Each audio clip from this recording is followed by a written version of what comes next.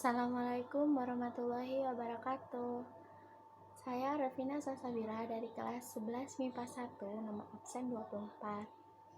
Jadi di sini saya akan membuat video tentang kemajuan Daulah Utsmani yang ditugaskan oleh Pak Ihsan. Untuk yang pertama, yakni kebangkitan Daulah Utsmani diprakarsai oleh Muhammad I. Kemenangan Timur Leng atas Daulah Utsmani meninggalkan luka yang sangat mendalam, ditambah perselisihan antar saudara di dalam keluarga Utsmani. Berkat kecerdikan yang dikaruniakan oleh Allah Subhanahu wa Ta'ala kepadanya, Muhammad I berhasil meredam perselisihan putra-putra Bayazid. Bisa dikatakan bahwa Muhammad I adalah pendiri Daulah Utsmani periode kedua setelah membawa bangsanya berjuang kembali meraih kejayaannya. Nah, selanjutnya yakni khalifah yang membawa kejayaan Daulah Utsmani, yakni ada 6. Yang pertama yaitu Muhammad I, memerintah pada tahun 817 sampai dengan 824 Hijriah atau 1403 sampai dengan 1421 Masehi. Yang kedua yakni Murad II, yakni memerintah pada tahun 824 sampai dengan 855 Hijriah atau 1421 sampai dengan 1451 Masehi. Yang ketiga yakni Muhammad II Al-Fatih yang memerintah pada tahun 855 sampai dengan 884 Hijriah atau 1451 sampai dengan 1481 Masehi. Kemudian yang keempat yakni Bayazid II yang memerintah pada tahun 884 sampai dengan 918 Hijriah atau 1481 sampai dengan 1512 Masehi. Ya, terus yang kelima ada Salim I yang memerintah pada tahun 1512 sampai dengan 1520 Masehi atau 918 sampai dengan 926 Hijriah. Kemudian yang terakhir yakni Sulaiman Al-Qanuni yang memerintah pada tahun 927 sampai dengan 974 Hijriah atau 1520 sampai dengan 1566 Masehi. Nah, kita masuk pada tokoh yang pertama yaitu Muhammad I yang memerintah pada tahun 817 sampai dengan 824 Hijriah. Muhammad I memulihkan keadaan Turki Utsmani dari upaya memecah belah yang dilakukan oleh Timur Leng. Kemudian Muhammad I menjalin hubungan diplomatik dengan para penguasa Bizantium dan Venesia. Dan juga Muhammad I memindahkan ibu kota dari Adrianopel ke Busra. Dan juga Muhammad I mengangkat citra Daulah Utsmaniyah sehingga dapat bangkit kembali, yaitu dengan menyusun pemerintahan, memperkuat tentara dan memperbaiki kesejahteraan kehidupan masyarakat. Kemudian tokoh selanjutnya yaitu Murad II yang memerintah pada tahun 824 sampai dengan 855 Hijriah. Murad II sebagai penyair dan orang yang mencintai ulama. Dan juga Murad II merangkul kembali daerah-daerah yang terlepas dari Daulah Utsmani sebelumnya, yaitu daerah Asia Kecil, Saloniki, Albania, Falah, dan Hongaria. Murad II membuat istana penguasa bernuansa akademis. Hal tersebut dilakukan agar kegiatan keilmuan tetap berkembang pada zamannya.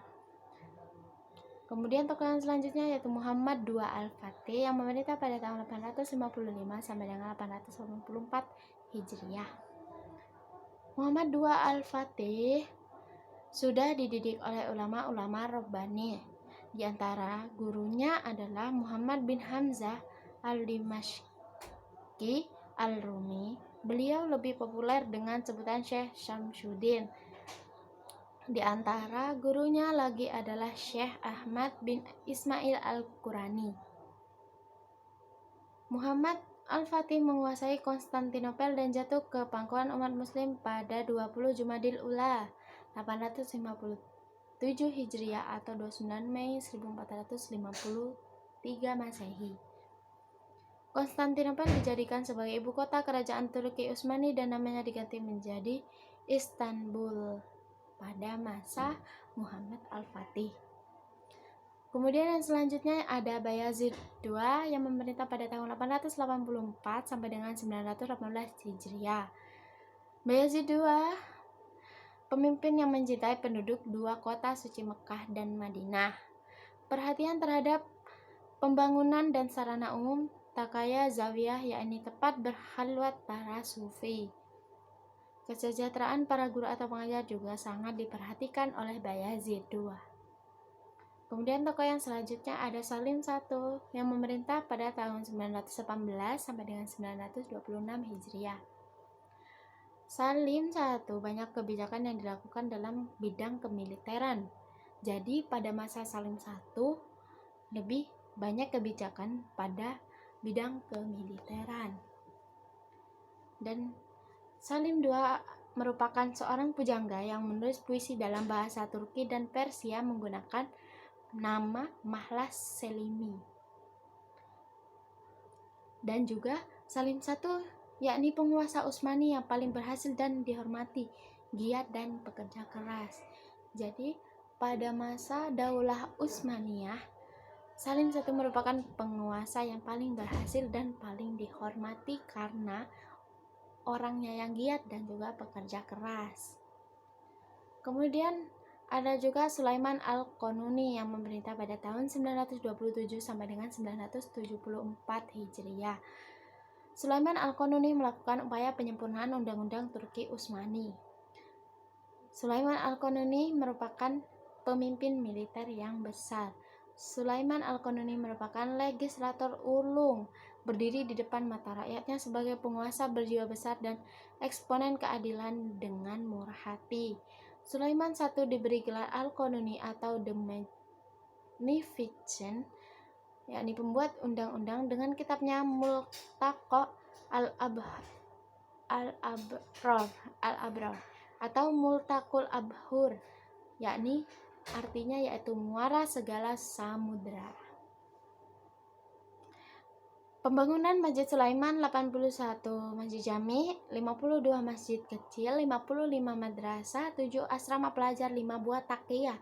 Takiyah yaitu tempat memberi makan fakir miskin. Dan juga ada juga pembangunan 7 jembatan, 33 istana, 18 pesanggerahan dan 5 museum, dan juga ada 33 pemandian umum. Kemajuan Turki Utsmani ada 3 bidang. Yang pertama ada bidang kemiliteran dan pemerintahan, yang kedua ada bidang ilmu pengetahuan dan budaya, dan yang terakhir adalah bidang keagamaan. Dan saya cuplikan sedikit-sedikit untuk bidang kemiliteran. Untuk pertama kalinya Kerajaan Utsmani mulai mengorganisasi taktik, strategi tempur dan kekuatan militer dengan baik dan teratur. Untuk mengatur urusan pemerintahan negara di masa Sultan Sulaiman I dibuatlah undang-undang yang diberi nama Multaqa Al-Abhur yang menjadi pegangan hukum bagi kerajaan Utsmani sampai datangnya reformasi pada abad ke-19.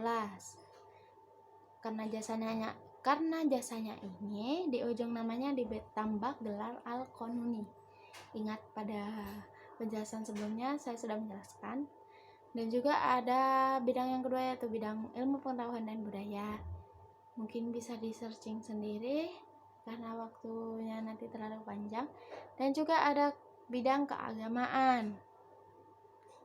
Kemajuan yang diperoleh kerajaan Turki Utsmani tersebut tidak terlepas daripada kelebihan-kelebihan yang dimilikinya, yakni yang pertama mereka adalah bangsa yang penuh semangat, berjiwa besar dan giat. Tentu saja kerajaan Utsmani merupakan kerajaan yang sangat memiliki semangat juang yang sangat besar dan juga giat sekali. Mereka memiliki kekuatan militer yang besar tentu saja karena mereka memiliki pemimpin yang sangat hebat. Mereka menghuni tempat yang sangat strategis, ya itu sangat betul, yakni di Konstantinopel yang berada pada titik temu antara Asia dan Eropa. Di samping itu, keberanian, ketangguhan, dan kepandaian taktik yang dilakukan oleh para penguasa Turki Utsmani sangatlah baik. Mungkin sekian video presentasi dari saya, mungkin ada kekurangan, saya mohon maaf yang sebesar-besarnya. Dan juga saya mohon maaf kepada Bapak Guru atas keterlambatan pengumpulan tugas saya. Terima kasih. Wabillahi taufiq wal hidayah. Wassalamualaikum warahmatullahi wabarakatuh.